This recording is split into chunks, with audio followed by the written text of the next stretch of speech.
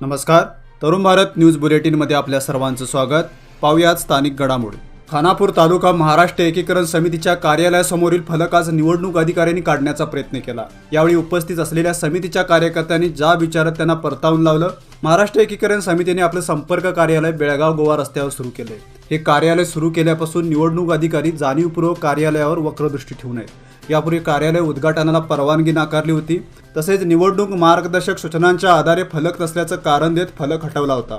मात्र निवडणूक आचारसंहितेत घालून दिलेल्या मार्गसूचीनुसार नवीन फलक तयार करून रीतसर परवानगी घेऊन लावण्यात आला होता. मात्र शुक्रवारी दुपारी 2 वाजता निवडणूक अधिकाऱ्यांनी समिती कार्यालयाकडे येऊन फलक काढण्याचा प्रयत्न केला. यावेळी तिथे उपस्थित असलेल्या समितीच्या कार्यकर्त्यांनी जा विचारत त्यांना परतावून लावलं. बेळगाव शैक्षणिक जिल्ह्याच्या 12वीच्या निकालामध्ये वाढ झाली. मागील वर्षी 59.88% विद्यार्थी उत्तीर्ण झाले होते. यावर्षी 73.98% विद्यार्थी उत्तीर्ण झाले असून निकालात 14% वाढ झाली. तसेच जिल्ह्यातील 2 विद्यार्थिनींनी राज्यस्तरावर दुसरा व तिसरा क्रमांक पटकावून जिल्ह्याचं नाव उज्ज्वल केले. बेळगावच्या लिंगराज कॉलेजची विद्यार्थिनी प्रियंका कुलकर्णीने कला शाखेत 700 पैकी 592 गुण मिळवत राज्यात दुसरा क्रमांक पटकावलाय. त्यामुळे तिचे सर्वत्र कौतुक होत असून भविष्यात जिल्हाधिकारी होण्याचं तिचं स्वप्न आहे. श्रीनगर येथील प्रियंका लिंगराज कॉलेजमध्ये कला शाखेमध्ये शिक्षण घेत होती. शुक्रवारी 12वीचा निकाल जाहीर होता तिच्या घरी शुभेच्छा देण्यासाठी मोठी गर्दी झाली होती. खानापूर तालुक्यातील गोदोळे येथे आज अज्ञात कारच्या धडकेत 2 जण जागीच ठार झाले तर 2 जण गंभीर जखमी झालेत. त्यांना उपचारासाठी खानापूर शासकीय रुग्णालयात दाखल करण्यात आले. महाबळेश्वर शिंदे व पुंडलिक रेडेकर अशी मृतांची नावे आहेत.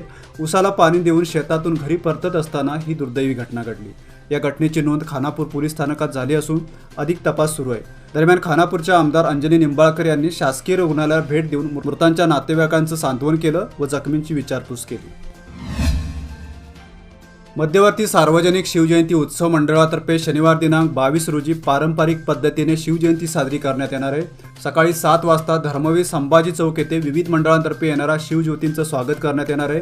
त्यानंतर सकाळी 10 वाजता छत्रपती शिवाजी उद्यान येथे शिवाजी महाराजांच्या मूर्तीला पुष्पहार अर्पण करून अभिवादन करण्यात येणार आहे. तर 27 मे रोजी शिवजयंती चित्ररथ मिरवणूक काढण्यात येणार आहे.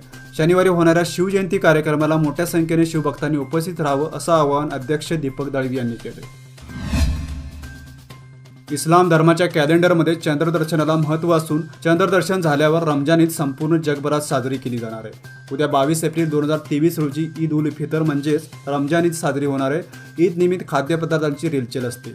दूध, सुकामेवा आणि शेवया यापासून बनवलेल्या शीरखुर्म्याला विशेष महत्त्व असतं. मुस्लिम बांधव या दिवशी गळाभेट घेऊन ईदच्या शुभेच्छा देतात. अक्षय तृतीयाच्या पार्श्वभूमीवर शुक्रवारी बाजारपेठेत खरेदीला भर आला होता. विशेषतः सोने खरेदी आणि इतर नवीन वस्तू खरेदीला गर्दी झाली होती. 3.5 मुहूर्तापैकी एक समजल्या जाणाऱ्या अक्षय तृतीयाच्या मुहूर्तावर नवीन वस्तू खरेदीवर भर दिला जातो. त्यामुळे बाजारात सोने, चांदी, वाहने खरेदीला पसंती मिळाली. हिंडलगा गणेशपूर संपर्क रस्त्याची दुरावस्था झाल्याने वाहनधारकांना वाहने चालवताना कसरत करावी लागते. कित्येक वर्षांनंतर या रस्त्याचं भाग्य उजळलं असून रस्त्याचं कॉन्क्रिटीकरण करण्यात आलं. मात्र 2 ठिकाणी धोकादायक गतिरोधक घालण्यात आल्याने हा रस्ता पुन्हा वाहनधारकासाठी जीवघेणा बनला. त्याचप्रमाणे ड्रेनेज वाहिनीसाठी रस्ता खोदण्यात आल्याने वाहनांसाठी धोका निर्माण झाला.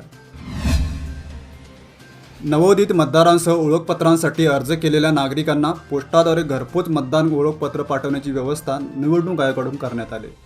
दक्षिण आणि उत्तर मतदारसंघातील 19,963 मतदारांना घरपोच ओळखपत्र पाठवण्यात आलं असल्याची माहिती उपलब्ध झाली. तर काही मतदारांना 2 ओळखपत्र देण्यात आले. महापालिकेने नाले सफाई मोहीम राबवण्यास प्रारंभ केला आहे. मात्र नालेकाठावर साचलेला कचरा हटवण्याकडे दुर्लक्ष करण्यात आलं. नाल्याच्या काठावर असलेला कचरा पावसामुळे पुन्हा नाल्यामध्ये वाहून जातो याची माहिती असून देखील महापालिकेने याकडे दुर्लक्ष केल्यामुळे नागरिकांच्या तक्रारी वाढल्यात. पावसाळ्यात नाल्यांमध्ये कचरा अडकून घरांमध्ये पाणी शिरतं. याला महापालिका प्रशासन जबाबदार असल्याचा आरोप नागरिक करतायत. दिवाणी न्यायालयांना 22 एप्रिलपासून 22 मेपर्यंत सुट्टी दिली जाते. त्यामुळे शनिवारपासून दिवाणी न्यायालयांना सुट्टी देण्यात येणार आहे. त्यामुळे बार असोसिएशनच्या वतीने शुक्रवारी गेट टुगेदरचं आयोजन करण्यात आलं होतं. यावेळी बदली झालेल्या न्यायाधीशांचा सत्कार देखील करण्यात आला. युवक हेच समाजाचा कणा असून उज्ज्वल भारताचं भविष्य आहेत हे लक्षात घेऊन मंत्री शशिकला जोल्ले यांनी युवकांना समृद्ध व सुसंस्कृत बनवण्यासाठी वेगवेगळ्या योजना राबवल्या आहेत. क्रीडा, आरोग्य क्षेत्रात कार्य चालवलंय. 10 मे रोजी होणारी विधानसभा निवडणूक महत्त्वाची असून भाजपच्या विजयासाठी हॅट्रिक करायची आहे. तसेच युवा सबलीकरणासाठी मंत्री शशिकला जोल्ले सदैव कार्यतत्पर असल्याचं प्रतिपादन युवा नेते बसवप्रसाद जोल्ले यांनी केलं. श्रीपेवाडी येथे आयोजित युवा संवाद कार्यक्रमात ते बोलत होते. निपाणी पालिकेत गेली 2.5 वर्षे भाजपची सत्ता आहे. सत्ताधारी गटाचा कालावधी 30 एप्रिल रोजी संपत आहे. मात्र त्यापूर्वीच पालिकेत भाजप अल्पमतात आले. 2.5 वर्षांपूर्वी सत्ता स्थापनेवेळी भाजपला पाठिंबा दिलेल्या प्रभाग क्रमांक 11च्या नगरसेविका दीपाली गिरी आणि प्रभाग क्रमांक 30च्या नगरसेविका उपासना गारवे यांनी भाजपचा पाठिंबा काढून घेत उत्तम पाटील गटाला पाठिंबा दिला आहे. त्यामुळे 31 नगरसेवकांच्या निपाणी पालिकेत उत्तम पाटील गटाच्या नगरसेवकांची संख्या 17 झाली. आजच्या बुलेटिनमध्ये इथेच थांबूया. अधिक माहिती आणि ताज्या घडामोडींसाठी पाहत राहा Tarun Bharat YouTube channel. Subscribe करा, लाईक करा आणि जरूर शेअर करा. तसेच दररोज सकाळी वाचा दैनिक तरुण भारत.